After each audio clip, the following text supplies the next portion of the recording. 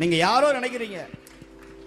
இந்த ஊர்ல நாவுக்கரசருடைய பாதம் படாத இடமே கிடையாது. இந்த மண்ணு நாவுக்கரசர் பாதம் பட்ட மண், அவர் அங்க பிரதட்சணம் செய்த மண் இந்த திருவதிகை வீரட்டானம்.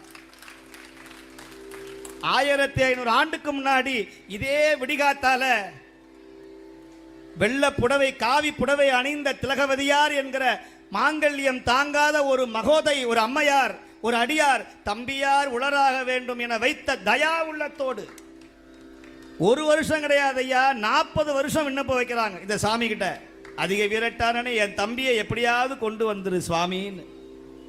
தம்பி எங்க இருந்தார் தெரியுமா? தம்பி இங்கதான் இருந்தார், பக்கத்துல குணபரேஸ்வரம்னு இருக்கு, அங்கதான் இருக்கிறார் தம்பி. சொந்த தம்பி 40 வருஷமா குணபரேஸ்வரம்ங்கிற இப்ப இருக்கிற சிவாலயம் சமன் பள்ளியாக இருந்தது. அந்த இடத்துல வெளியே வராமையே இருந்தார் 40 வருஷம். 7 வயசுல போனார், 50 வயசு வரைக்கும் அங்கதான் இருந்தார். ஒரே ஒரு அக்கா, இந்த எதற்க இருக்கிற வீடு அவங்க வீடு. திருவாமூர்ல அவதாரம் செய்து இங்க மடத்துல வந்து திருவதிகை வீரட்டானத்துல மலர் பறிச்சு சாமியை கும்பிட்டாங்க. ஒரே ஒரு அக்கா 12 வயசுல தம்பியை பிரிந்தார்கள். கணவன் இறந்து போனான், பேசின கணவன் இறந்து போனான், கலிப்பகையார் இறந்து போனார், அப்பா அம்மா இறந்து போனாங்க. 7 வயசு தம்பிய மருள் நீக்கியார சமண சமயத்திற்கு போயிட்டார். என் தம்பி எப்படியாவது சிவனை கும்பிடணும், சிவனை கும்பிடணும்னு தினந்தோறும் விண்ணப்பம் வச்சாங்க. நம்ம நினைக்கிறோம் 8 நாள் விளக்கு போட்டுவிட்டு நாளைக்கே இந்த சாமி செய்யலைன்னா நீ கடவுளா, கண்ணு இருக்கா மூக்கு இருக்காங்கிறோம். 40 வருஷம் கடவுள்கிட்ட வேண்டி இந்த கடவுள் செய்யவே இல்லை. தினந்தோறும் போவாங்க, அழுவாங்க, என் தம்பியை எப்படியாவது அழைச்சிட்டு வா சாமி, அழைச்சிட்டு வா சாமி. 40 வருஷம் கழிச்சு ஒரு நாள் காலையில் 3 மணிக்கு வெள்ளை துணியை கட்டிக்கொண்டு வயிற்று வலியோடு ஒரு தொண்டன் முண்டிதம் பண்ண தலையோடு மொட்டை தலையோடு கையில செருப்பு இல்லாம நடுங்கி கொண்டு உடம்பெல்லாம் வியர்த்து விறுவிறுத்து இதே 4 கால் மண்டபத்தில், இந்த வாசல் மண்டபத்தில் காலையில் 4 மணிக்கு ஒரு தொண்டன் வந்து நின்றானே, மருள் நீக்கியார் என்ற தொண்டன். அப்பதானே திலகவதியார் சாணத்தை கரைத்து அதிக வீரட்டானத்து பெருமானுக்கு மெழுகுகிற பொழுது அந்த தொண்டன் சொல்லுகிற வார்த்தை, அக்கா தமக்கையே உன் தம்பி வந்து விட்டேன் என்று. அப்படியே பார்க்கறாங்க. 7 வயசுல போன என் தம்பி 50 வயசுல வந்திருக்கிறாரே, 50 வயசுல வந்திருக்கிறாரே, என்ன பண்றது? கோவப்படல, தம்பி மேல கோவப்படல, அழல. தன் தம்பியை பார்த்தார். உடனே தன் இடுப்புல இருந்து திருநீற்று பையை எடுத்து அந்த திருநீரை அப்படியே கையில கொடுத்து, இந்தாப்பா திருவாளன் திருநீர், அதை பிறப்பா. அப்ப சொல்றாரா, கைலை குண்டுடையான் திருநீரை அப்படியே கையில வாங்கி உருவார அணிந்தாராம். எப்படி அணிஞ்சார், எப்படி பூசணும்னு தெரியல, விபூதியை அள்ளி அப்படியே உடம்பெல்லாம் பூசிக்கொண்டார், வாயிலே போட்டுக்கொண்டார், வயிற்றிலே தடவினார். அப்ப அம்மா சொல்றாங்க, நேர உள்ள போய் சுவாமியை பாரப்பா, உன் நோய் போகும்பா. உடனே என்ன பண்ணாங்க, நேர திலகவதியார் உள்ள போய் தம்பியோட உள்ள போய் மருள் நீக்கியார் உள்ள போய் நிற்கிறார். இதே இடத்துல சுவாமி பேசுறார். இதே இடத்துல தான் அவர் பேரை மாத்தினாராம். இதே இடத்துல மண்ணின் மேல் நிகழ, சுவாமி சொல்ற வார்த்தையை சொல்றேன், மண்ணின் மேல் நிகழ நின் நாமம் நாவுக்கரசு அப்படின்னு பட்டம் கொடுத்த இடம். உன் பேர் இனிமே மருள் நீக்கியார் கிடையாதுப்பா. உன் பேர் என்ன சொல்லுங்க, உன் பேர் என்னப்பா? திருநாவுக்கரசு என்கிற நாமம், நன்னி நாமம் நயப்புருக. இனிமே உன் பேர் இதுதான்ப்பா, தீட்சா நாமம் பா அப்படின்னு சொல்றார். அந்த தீட்சா நாமத்தை வழங்கியவன் அதிகை வீரட்டானத்து இறைவன். உடனே அவருக்கு பாடணும்னு ஆசை வருது, நமக்குலாம் கேட்கணும்னு ஆசை வருது, சில பேர் வேடிக்கை பார்க்கணும்னு ஆசை வருது, சில பேர் புறப்படணும்னு ஆசை வருது, சில பேர் இன்னும் சொல்ல மாட்டாரான்னு ஆசை வருது, சில பேர் நடுவில் மாட்டிக்கிட்டமே எப்படா எழுந்து போறதுன்னு சில பேருக்கு யோசனை வருது, சிலருக்கு பாடணும்னு ஆசை வருது. பாட வேண்டும் நான் போற்றி நின்னையே, பாடி நைந்து நைந்து உருக வேண்டும்னு கேட்டார் மணிவாசகர். அப்படி சுவாமி போய் நிற்கிறாரா, பாடு அப்படின்னாரா. குற்றாயினவாறு விளக்ககலீர் என்ற பதிகத்தை இந்த தலத்தில் நின்று பாடினார் நாவுக்கரசர். சூலை நோய் வயிற்று வலி நீக்கிய தலம் இந்த திருவதிகை வீரட்டானம். குருநாதருடைய கருணை வேண்டும்னா இந்த இடத்துக்கு வரணும். சீர்காழி போகணும், திருவதிகை வீரட்டானம் போகணும், திருவெண்ணநல்லூர் போகணும். அங்கெல்லாம் போனீங்கன்னா திருப்பெருந்துறை போகணும். இந்த 4 தலமும் குருநாதருடைய கருணை. குருநாதருடைய கருணை இருந்ததுன்னா சிவன் கருணை தேடியே வரும். அதனால தான் சிவனுக்கு செய்கிற அபச்சாரம் குருநாதர் தீர்த்து வைப்பார். குருநாதருக்கு செய்கிற அபச்சாரம் சிவன்கிட்ட போனால் கூட தீராதுரா அப்படின்னு சொன்னான். அதனால் நமக்கு குருநாதர் யாரு? தயவு செய்து மனிதர்களை கொண்டாடாதீர்கள், மனிதர்களை கொண்டாடாதீங்க. என்னையும் நான் சேர்த்து சொல்கிறேன். நான்லாம் ஒரு பிரதிநிதி, நான் ஒரு பிரதிநிதி. அவருடைய புகழை சொல்லுவதற்காக இந்த திருவேடம் போட்டுக்கிட்டு இப்போ சாதாரணமாக சொன்னோம்னா கொடுக்க மாட்டாங்க. இப்போ ஓதுவார் ஐயா இப்போ மைக்கு பிடிச்சி கேட்டாருன்னா கொடுப்பாங்களா? அவருக்கே தர மாட்டாங்க. நல்லதானே இருக்கிற. இப்போ சில வேஷமெல்லாம் போட்டால் தான் என்ன பண்ணுவீங்க? காசு கொடுக்குறாங்க, திருப்பணிக்கு செய்கிறாங்க. அந்த மாதிரி இதெல்லாம் சுவாமி கொடுத்த ஒரு வாய்ப்பே தவிர நாம் சிவபெருமான் கிடையாது. சிவபெருமான் தன்மை பெறலாமே தவிர சிவபெருமானாக யாரும் ஆகவே முடியாது, ஆகவே முடியாது. சிவமான் தன்மை பெறலாம், உங்களுக்கு எல்லாம் கிடைக்கும். நீங்கள் திருமுறையை பாடுங்கோ, சுவாமியை வணங்குங்கோ, உங்களுக்கு மாலை போட்டு மரியாதை பண்ணி முதல்ல எதிர்ப்பான். என்னடா பட்டையும் கொட்டையும் போட்டு வந்துட்டியா, சாமியார் ஆகிட்டியாம்பா. அப்புறம் வாங்க சாமியும்பா. அவனே எவன் உங்களை சாமியார்னு கிண்டல் பண்ணுறானோ அவனே உங்களை வாங்க சாமி அப்படிம்பா.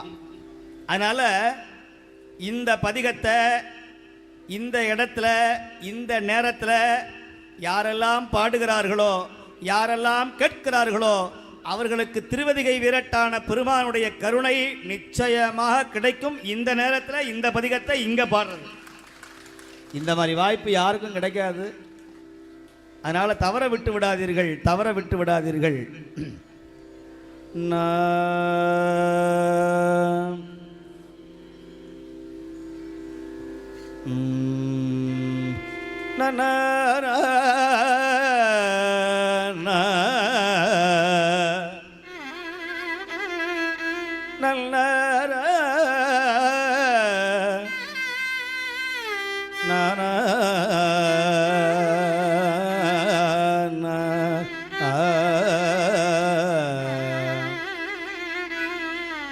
என்னதான் தேவாரம் சொன்னாலும் ஞானசம்பந்தரை பாடாமல் மற்ற பதிகங்களை பாடக்கூடாது.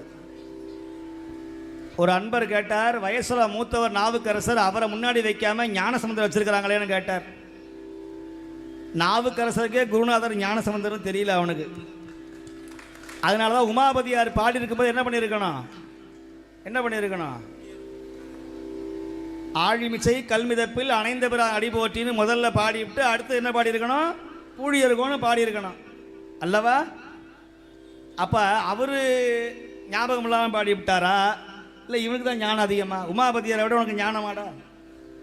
அவர் பாடி வச்சிருக்காரா இல்லையா? என்ன பண்ணார்? பூழியர்கோன் வெப்பொழித்த முதல்ல ஞானசம்பந்தர், அப்புறம் நாவுக்கரசர். அவருக்கு தெரியாத இவன் கண்டுபிடிக்கிறான். நிறைய பேர் அதிமேதாவி, அதிமேதாவி ஜீன்ஸ் பேண்டை போட்டுக்கிட்டு பெரிய புராணம் சொல்கிறவன்லாம் இருக்கிறான். இப்போ புதுசாக வந்துட்டான், டிஷர்ட்டு பெரிய புராண சொற்பொழிவாளர்கள் நிறைய பேர் வந்துட்டான். இப்போ வந்து குறை வேற சொல்கிறான். இவர் எப்படி ஆதிசங்கரரை கும்பிடலாம், சாரதாம்பாலை கும்பிடாமல் சாராயமாக அடிக்க முடியும்டா? ஏண்டா? திருநீறு பூசணவை எவனாக இருந்தாலும் நான் மதிப்பேன். திருநீறு பூசணவை எவனாக இருந்தாலும், யாராக இருந்தாலும், அவன் குடிகாரனாவே இருந்தாலும் திருநீறு பூசணா அவனை வணங்குறோம்னு சொல்லுகிறது பெரிய புராணம். ஒரு சலவ தொழிலாளி, ஒரு வண்ணார் வர்றாரு, அடுக்கு மூட்டையை எடுத்துக்கிட்டு வர்றார். சேரமான் பெருமாள் நாயனார் யானையிலிருந்து கீழே இறங்கி அவர் காலில் விழுறார். அவன் சொல்கிறான், ஐயா நான் அடியார் கிடையாதுயா, நான் துவைக்கிற வண்ணாரியாங்கிறார். ஏன் பரவாயில்ல, நீ வண்ணாரா இருந்தாலும் பரவாயில்ல, எங்கள் சிவபெருமானுடைய திருநீட்டை ஞாபகப்படுத்தினாய், உன் காலில் நான் விழறண்டான்னு சொல்லி பொற்காசை கொடுத்த ஒரே சமயம் நம்முடைய சைவ சமயம். வந்தவன் எதிரின்னு தெரிஞ்சும் கூட பல நாள் சண்டை போடுறான்.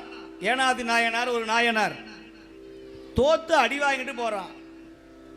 இவன் கூடவே இருந்து குளிப்பறிக்கிறதா இருக்கிறான்.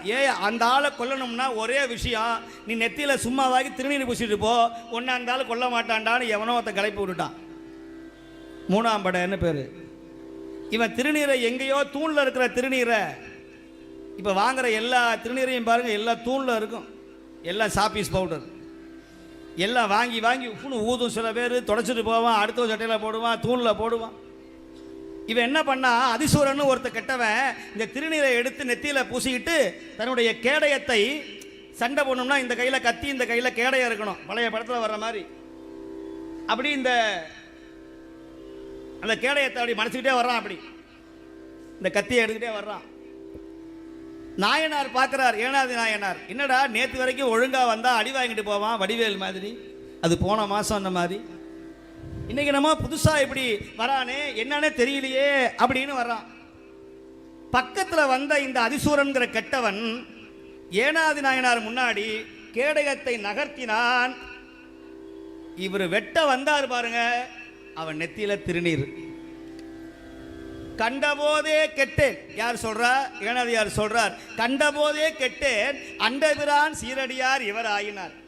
இவர் அடியார் ஆயிட்டார்ப்பா அப்படின்னு சொல்லி தன் கையில் இருக்கிற கத்தியை கீழே போட்டுவிட்டு, கேடயத்தை கீழே போட்டுவிட்டு தன் தலையை சாய்த்து, அப்பா அதிசூரா நீ அடியார் ஆயிட்ட, என்னை வெட்டுடா ராஜான்னு சொல்லி அவனிடத்திலே திருநீருக்காக தன் உயிரை விட்டவர் ஏனாதி நாயனார் என்கிற 63 நாயன்மார்ல ஒரு நாயனார். மெய்ப்பொருள் நாயனார் வரலாறு அதுதான் சொல்லுகிறது. இதெல்லாம் தெரியாம இன்னைக்கு என்ன மாதிரி யாராவது பிரச்சாரம் பண்ண முடியுமா, பேச முடியுமா? சொல்லுங்க பார்க்கலாம். இவ்வளோ பேர் கூட்டத்தில் யாராவது உட்கார வைக்க முடியுமா யாரையாவது? இன்னைக்கு தமிழ்நாட்டிலேயே திருவாசகத்துக்குன்னு ஒருத்தர் இருக்கிறாருன்னா நம்முடைய தாமோதரன் ஐயா ஒருத்தர் தான். அவர் செய்கிற பிரச்சாரம், அவர் செய்கிற தொண்டு சாதாரணமானதா? யோசிச்சு பாருங்க. அதுபோல் என்னுடைய இனிய நண்பர் வாதவூர் அடிகளார், நம்முடைய பவானி ஐயா போன்றவர்கள், தியாகராஜன் ஐயா போன்றவர்கள், எத்தனை பேர் சமயத்துக்காக உழைக்கிறோம். நம்முடைய ஒளியரசு ஐயா போன்றவர்கள், இப்படியெல்லாம் இந்த சமய பிரச்சாரம் செய்யறதுக்கு ஆள் கிடையாது. இன்னைக்கு ஆள் இல்லை. பிரச்சாரம் பண்றவர் நான் குறை சொல்றது இதெல்லாம் சமயத்துக்கு சரியா வராது. சைவத்தை காப்பாற்ற முடியாது. எல்லாரும் ஒற்றுமையாக இருந்து ஞான சம்பந்தருடைய திருவருளாலே, அதனால தான் நம்முடைய ஆதீனம் ஞான சம்பந்தருடைய ஆதீனமாக மாற்றப்பட்டு ஞான சம்பந்தருடைய வழியிலே இந்த மடம், இந்த ஆதீனம் செயல்படும். சைவ உலகத்திற்கு இந்த கைலாய பரம்பரையாக திருஞான சம்பந்தருடைய ஆதீனம் மிக சிறப்பாக எல்லாரையும் வழி நடத்தும் என்பது எந்த விதமான ஐயமும் கிடையாது. திருமுறைக்காக ஒரு ஆதீனமாக அது செயல்படும்.